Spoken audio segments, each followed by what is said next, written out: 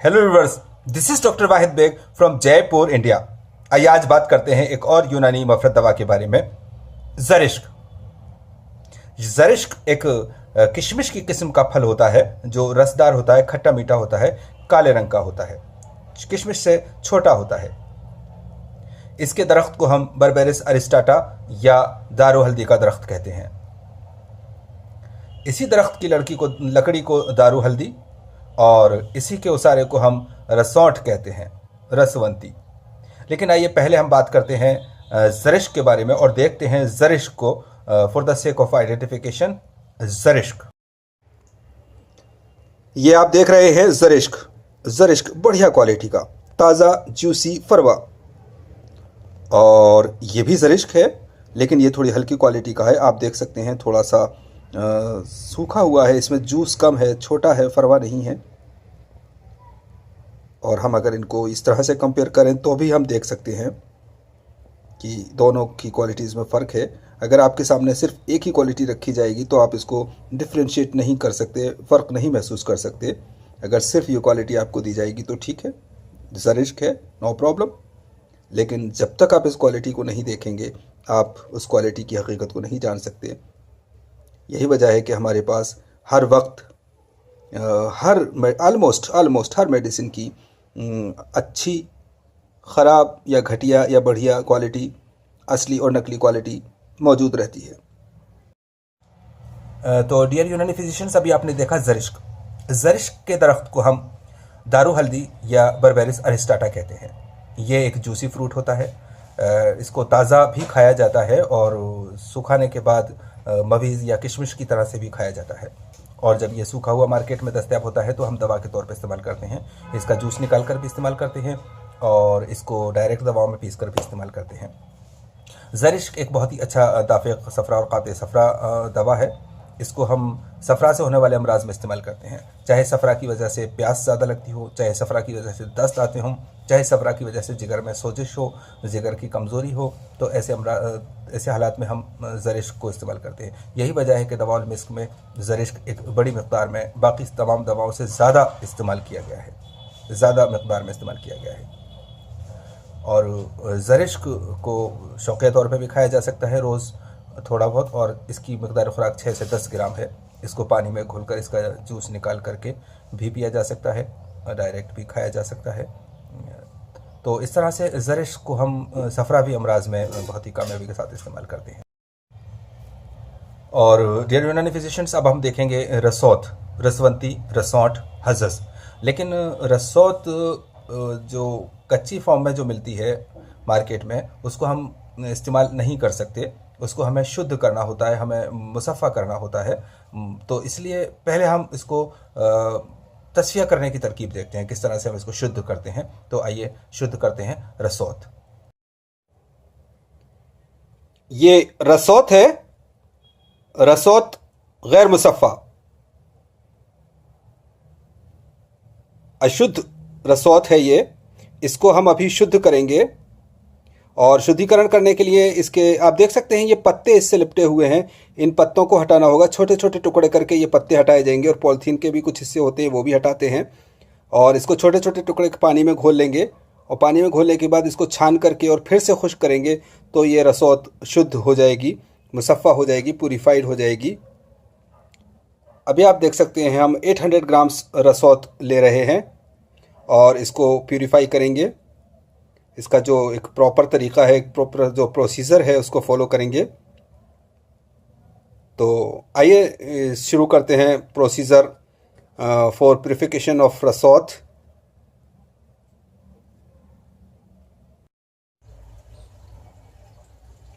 ये देख सकते हैं अब आप, इसके छोटे छोटे टुकड़े कर लिए गए हैं और इसको अब हम पानी में भिगोएंगे।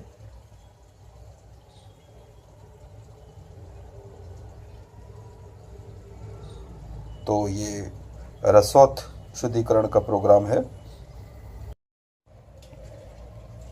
रसौत को पानी में भिगो दिया गया है गलने के लिए, डिज़ोल्व होने के लिए। आप देख सकते हैं ये, और इसमें से फ़िलहाल मोटा मोटा कचरा जो है ये निकाल दिया गया है। हालांकि अभी और बारीक छलनी से छाना जाएगा और नीचे जो इसके डस्ट बैठ जाएगी वो भी छोड़ दी जाएगी। बिल्कुल डिज़ोल्व यानी घुला हुआ जो रसौत होगा वही हम लेंगे और उसको सुखाएंगे, जो कि प्रोसीजर हम देखते चले आ रहे हैं। और अब आप देख सकते हैं रसौत को हमने पानी में घोल करके धूप में सूखने के लिए रख दिया है। हालांकि इसको आग पे करके भी कर सकते हैं, लेकिन हम धूप में सुखा रहे हैं इसको। एक तजर्बे की बात देखने की ये है कि इसको हमेशा आप इस तरह के जो प्लास्टिक है उस पर सुखाएं तो छुड़ाने में आसानी रहती है। अगर आप किसी बर्तन में यूटेंसिल में लगाएंगे तो उसको बहुत मुश्किल हो जाएगा उसमें से छुड़ाना। तो इस तरह से हमने इसको यहाँ सुखा दिया है। आप देख सकते हैं थोड़ा बहुत इसका लेवल नीचे भी गया है सूख करके। तो इस तरह से रसौत शुद्ध हो रही है। और इत्तेफाक से आप ये भी देख सकते हैं यहाँ पर ये आंवला, जिसको कि 7 बार आंवले के जूस में ही तर व खुश्क किया गया है, गीला करा, पहले भिगोया, पूरा एब्जॉर्ब करवाया, फिर सुखा रहे हैं हम। ये भी एक ख़ास अमल है। ये रसौत मुसफ़्फ़ा है, साफ़ की हुई रसौत, शुद्ध रसौत। रसौत को जब आप शुद्ध कर लेते हैं तो इस तरह की दिखती है, जबकि आप अपने तौर पे शुद्ध करते हैं, साफ़ करते हैं।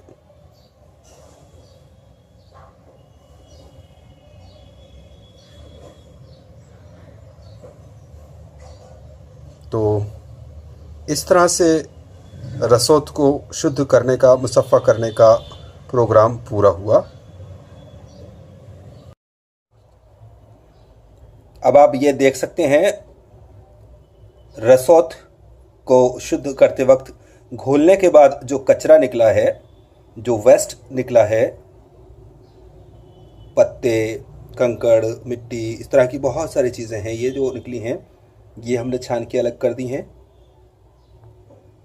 इसके अलावा पानी में घोलने के बाद जो नीचे बैठ गया, सेडिमेंटेशन जो हो गया, जो मिट्टी थी या वेस्ट मटेरियल, बेड पार्टिकल्स थे, वो आप देख सकते हैं। तो ये इनको हटाना बहुत ज़्यादा ज़रूरी है अगर आप इसको शुद्ध करके इस्तेमाल करना चाहते हैं, इंटरनल यूज़ करना चाहते हैं। तो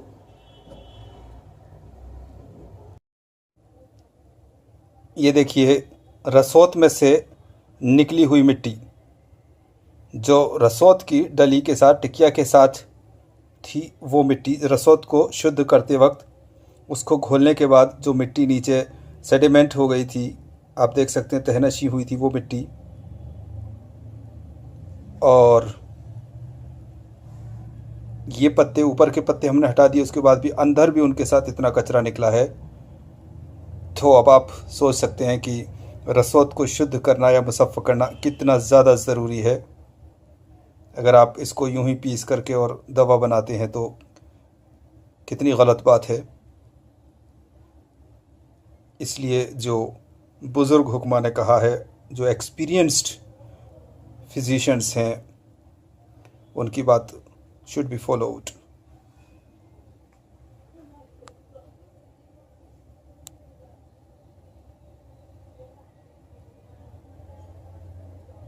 ये देखिए बिल्कुल पास का व्यू, कितनी ज़्यादा मिट्टी है।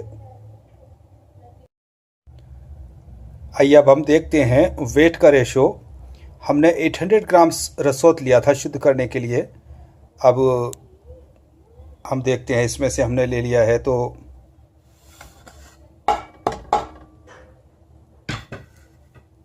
77 ग्राम्स ये मिट्टी निकली है। और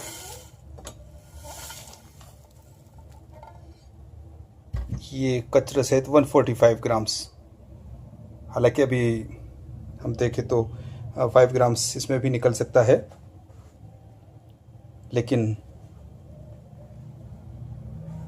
ये टोटल कचरा 145 ग्राम्स इसमें से निकला है। तो अब आप समझ सकते हैं कितना ज़्यादा परसेंट है कचरे का। ये आप देख रहे हैं रसौत नकली, या फिर हम कह सकते हैं कि रसौत ऐसी रसौत जिसके अंदर असली रसौत का हिस्सा बहुत कम है, बहुत कम परसेंट है इसमें अच्छी रसौत की, इसलिए आप इसको इस्तेमाल नहीं कर सकते। ये नाकाबिल इस्तेमाल है।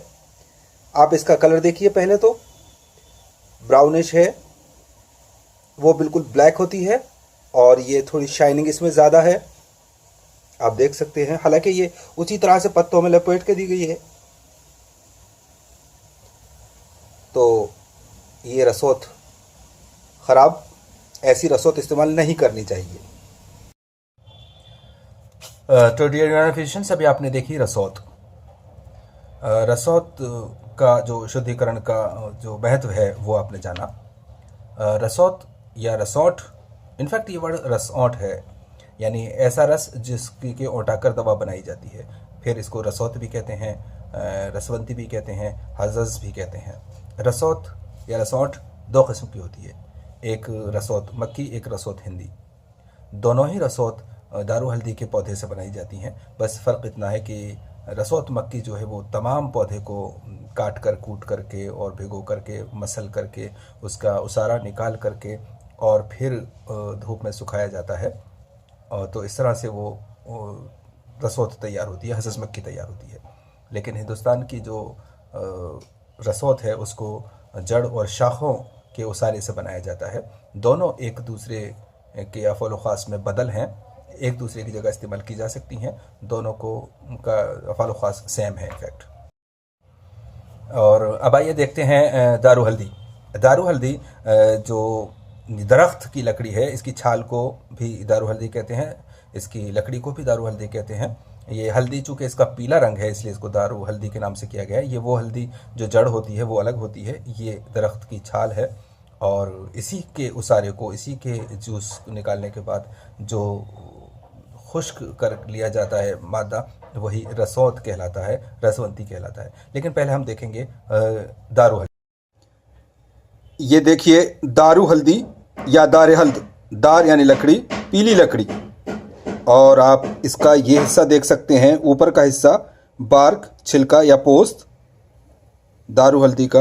और ये दारू हल्दी की लकड़ी बहुत सख्त होती है, ये लकड़ी पीली होती है जैसा कि आप देख रहे हैं, इसीलिए इसको दार हल्द कहा जाता है।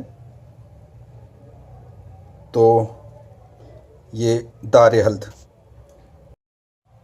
तो ये थी दारू हल्दी। दारू हल्दी जैसा कि बताया गया इस दरख्त की लकड़ी है, और इसको पीस करके जो चोट की सूजन है उस पे लगाने से चोट की दर्द में भी आराम आता है, सूजन भी उतर जाती है। इसको तन्हा भी इस्तेमाल कर सकते हैं, दूसरी दवाओं के साथ भी इस्तेमाल करते हैं। यही वजह है कि यूनानी के ज़्यादातर मुरक्कबात जो चोट और मोच या स्प्रेन के लिए जो नुस्खे जात होते हैं उसमें दारू हल्दी ज़रूर शामिल होती है। ये बहुत अच्छी एंटी इन्फ्लेमेटरी मेडिसिन है यूनानी। और हाँ, रसौत को गुलाब जल में डिज़ोल्व करके 1 ग्राम रसौत और 10 ml गुलाब जल में इसको डिज़ोल्व करके आँखों में आई ड्रॉप की तरह से इस्तेमाल किया जा सकता है। इसके ड्रॉप डाले जा सकते हैं, उससे जो आँखों में धुंधलापन आता है या आँखों में जो डस्ट वगैरह होती है, खुजली खराश गर्मी होती है, उसमें फ़ायदा होता है इसको। स्किन डिजीज़ में भी इसको नारियल के तेल में मिक्स करके और लगाया जा सकता है। इसके अलावा जो कहीं भी मोच होती है, सूजन होती है, चाहे वो गर्दन में, यहाँ तक कि कनफेड़ जिसको कहते हैं, या इस तरह के जो गुदूद होते हैं उनमें भी अगर इसकी मालिश की जाए तो फ़ायदा होता है। तो डियर यूनानी फिजिशियंस, ये सब था रसौत के बारे में, ज़रिश्क के बारे में, दारू हल्दी के बारे में। उम्मीद है ये बातें फ़ायदेमंद साबित होंगी। अल्लाह हाफ़िज़।